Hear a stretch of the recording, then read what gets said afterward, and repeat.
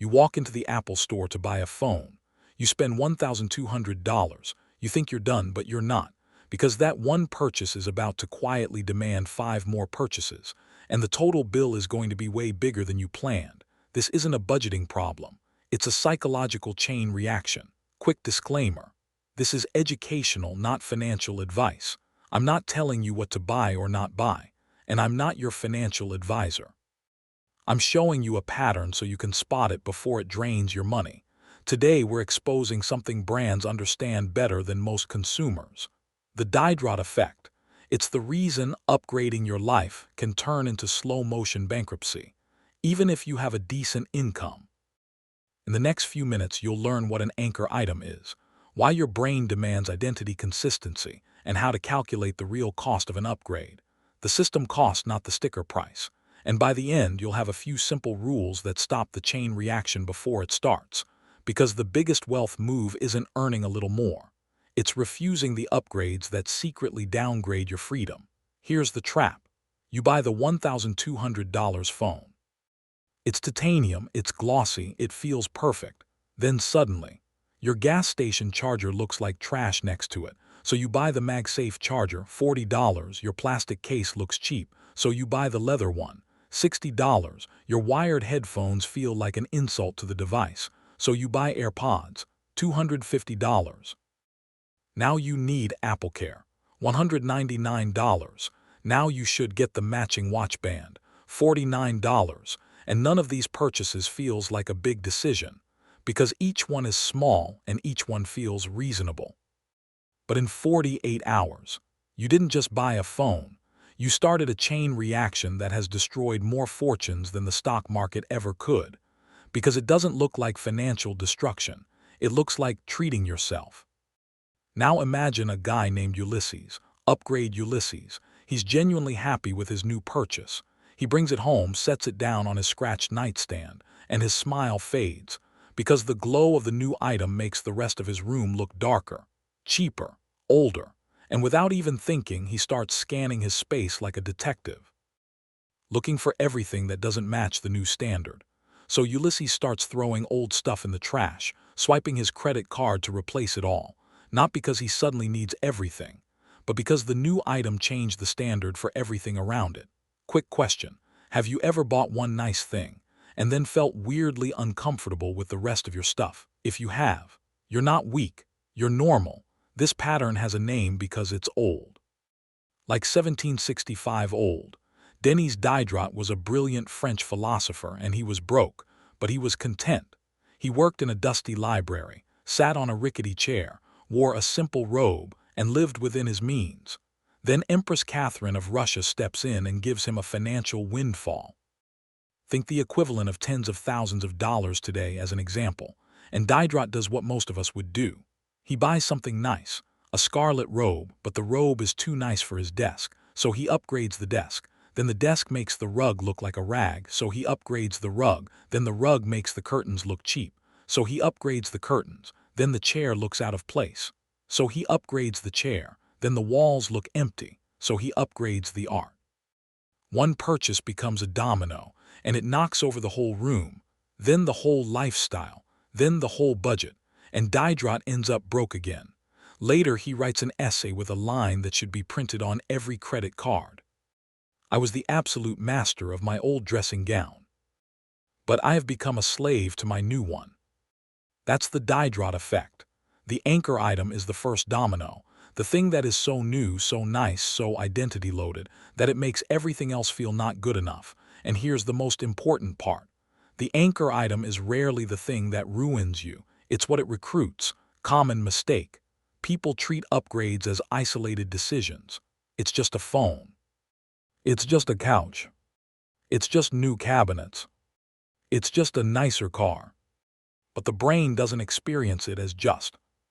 Your brain experiences it as a new identity standard, and then it starts demanding consistency. So here's a simple checkpoint you can use before any big purchase. Label it out loud. Is this an anchor item? If it's likely to make everything else feel outdated, mismatched, embarrassing, or not me anymore, it's not just a purchase, it's a lifestyle trigger. Now let's talk about why this is so hard to resist. Most people think they buy things, but we mostly buy identities. We buy, I'm a minimalist. I'm a fitness person. I'm a tech person. I'm a luxury person. I'm the kind of person who has their life together. Humans crave identity consistency. Your brain hates mismatch, and mismatch creates discomfort. Here's a quick example. If you see yourself as a Honda Civic person, you can eat McDonald's in sweatpants and feel fine. It matches the story, but if you stretch to buy a Porsche, you become a Porsche person. And Porsche people don't want to feel like their shoes are wrong. Their watch is wrong. Their luggage is wrong. Their apartment is wrong. Their vacations are wrong. So the car doesn't just cost you the car payment, it recruits your wardrobe, your restaurants, your hobbies, your friend group, your acceptable version of yourself. Pattern interrupt. The most expensive part of luxury isn't the luxury item. It's the identity it forces you to maintain. Let's do a concrete example, purely illustrative. Say someone stretches for a car payment of $900 a month, but then it's better insurance. Premium fuel, more expensive tires, more detailing, maybe paid parking, maybe higher registration fees, maybe a higher stress level around damage. And suddenly that $900 is more like $1,300, $1,600, $2,000 per month when life settles. And then there's the social cost, the pressure to match the car. That's identity consistency. Now here's the practical move. Keep your public anchor identity humble, because the more humble your baseline identity, the cheaper your life becomes. A modest car gives you permission to wear jeans. A practical phone gives you permission to skip the accessory spiral. A simple apartment gives you permission to not buy furniture you can't afford. And that permission is financial freedom. Now let's talk about the math of this trap. Because this is where people get blindsided. Most people calculate the cost of the item. That's wrong. You have to calculate the system cost. The system cost is, what else will this demand? Here's the renovation trap. Someone says, we're just doing $10,000 new kitchen cabinets. Then the new cabinets make the old fridge look yellow, so they buy a stainless fridge, maybe $1,800. Now the floor looks cheap, so they replace vinyl with hardwood, maybe $6,000.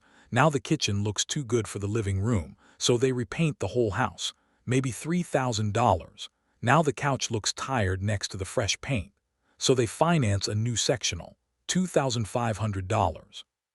Suddenly the $10,000 renovation is $23,300, and that's before the little stuff you didn't plan for.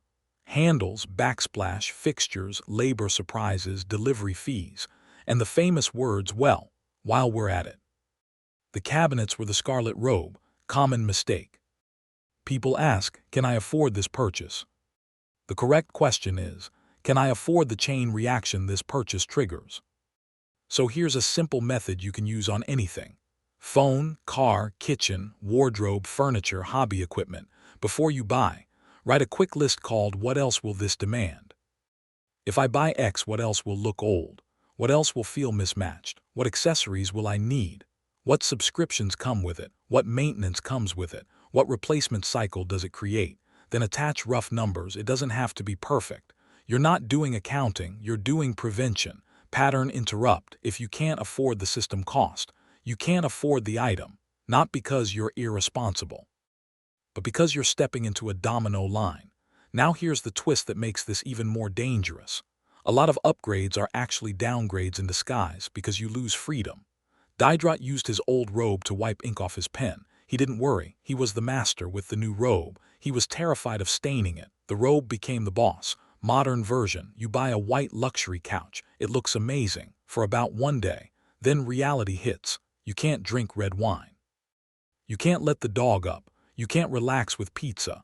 You can't sit like a normal person without worrying about stains, scratches, scuffs, and guests. So you stop living in your home and you start curating a museum. Pattern interrupt. If your possessions require you to change your behavior to protect them, you don't own them, they own you. Another quick example. Someone buys a nice watch for $4,000. Now they're anxious wearing it. They insure it. They avoid certain places. They check their wrist constantly. They treat normal life as a threat. That's not an upgrade. That's a new monthly bill and a new mental burden. So here's a question to ask before you upgrade anything. Will this make my life easier? Or will it make my life more careful? Easier is an upgrade. More careful is usually a downgrade, even if it looks impressive. And now the harsh truth. Brands don't need to convince you to buy everything. They only need to get one anchor item into your home. After that, your own brain will do the upselling for free. So let's close this with a simple simulation you can use on any purchase. Two people, same desire, totally different outcome. Both want a PlayStation 5. Let's call it $500 as an example. Consumer Carl buys it immediately. Then he realizes his TV is 1080p. Not 4K. The console feels wasted on the old setup. So he buys a $1,000 TV. Then he realizes the sound is weak. So he buys a $300 soundbar. Now he wants an extra controller. $70, then a couple games, $140. Carl thought he bought a $500 console, but he actually bought a system, roughly $2,010, and because it arrived in separate boxes, on separate days, it didn't feel like one big decision. It felt like finishing the setup. Now strategic Steve. Steve uses one rule. Predict the chain reaction. He asks, will this demand a new TV? Yes. Will it demand better sound? Probably. Can I afford the full system cost? If the answer is number, Steve rejects the anchor item. He keeps his current console, or he waits, or he buys used later, or he sets a sinking fund and saves up. Same desire, different outcome. Carl's house fills with boxes until he's stressed and trapped. Steve's house stays clean, and his bank account stays free. Now let's bring it home. Here are the rules that shut down the Diderot effect in real life, without you needing superhuman willpower. First, predict the chain reaction. Before buying, ask, what else will this demand? Then price out the system cost, not just the sticker price. Second, cap your inventory. One practical rule is buy one, remove one. If a new toaster comes in, the old one must leave. If a new jacket comes in, an old one leaves. This stops upgrades from turning into clutter and clutter from turning into more spending. Third, practice strategic downgrading. Keep your anchor items humble. A beat-up truck gives you the freedom to wear jeans, park anywhere, and save money. A simple phone gives you the freedom to skip the accessory spiral. A low-maintenance identity is a financial asset, because it lets you keep your money, invest it, and build real options. And here's the main idea said plainly. The fastest way to stay poor isn't one big mistake. It's 1,000 small upgrades that feel harmless, but quietly turn you from a master into a slave. Don't be a slave to your robe. The most profitable asset you can own is a low-maintenance identity because it keeps your life cheap, your mind calm, and your future flexible. If this helped you see spending differently, subscribe, because we're going to keep breaking down the psychology and the math behind the decisions that make people rich or keep them stuck.